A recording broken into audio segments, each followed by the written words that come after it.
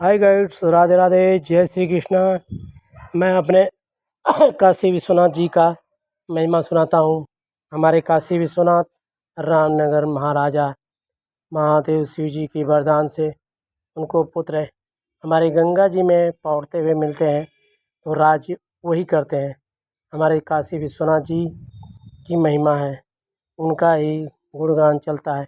जो एक बार स्नान कर ले गंगा जी में, उनका कल्याण ही होता है।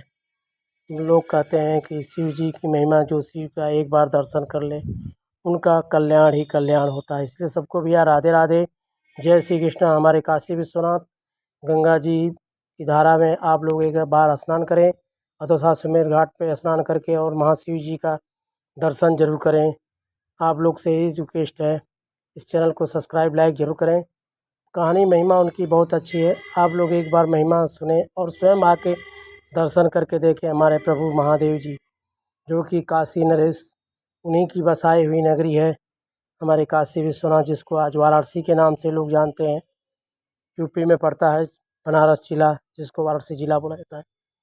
इसलिए आप लोग से अनुरोध है, हमारे काशी विश्वनाथ गंगा जी दशाश्वमेध घाट में स्नान करके एक बार शिव जी की महिमा के गुण गाते हुए उनका दर्शन जरूर करें। जो लोग दर्शन करते हैं उनका कल्याण ही कल्याण होता है। हम तो सुने ही बताते हैं आप लोग को, उनकी महिमा बहुत अपरंपार है।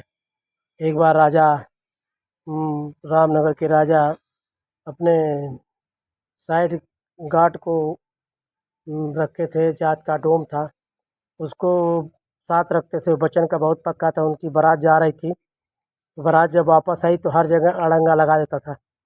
तो रात में सांप पड़ा उनको काटने के लिए, तो रात में अंदर सो गया।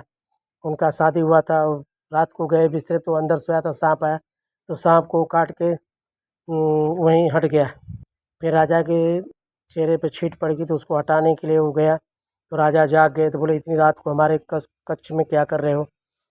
तो कहानी नहीं बताया। फिर सुबह बहुत चाँप पड़ी तो कहानी बताया। तो उसके बाद बोला राजा साहब, मैं बताऊंगा तो मैं पत्थर हो जाऊंगा। तो राजा की कहानी डांट पड़ने पर उसने कहानी बताने लगा, इसलिए वो स्वयं पत्थर हो गया। तो राजा ने थोड़ा सा बचा, तो राजा ने पूछा तो आप पूर्ण कैसे होंगे? बोला राजा, आपकी पत्नी को जो पहला बच्चा होगा उसको आप हमारे पत्थर पर काट देंगे तो समझ लीजिए मैं पुनः जीवित हो जाऊंगा। इतना ही कहते हुए पत्थर हो गया। आज ही राजा के किला में वो पत्थर मूर्ति उसी तरह पड़ी है, क्योंकि राजा ने अपने पहले पुत्र को नहीं काटा। रानी ने बहुत समझाया कि पुत्र को काटिए, उनका कल्याण हो जाएगा। राजा ने नहीं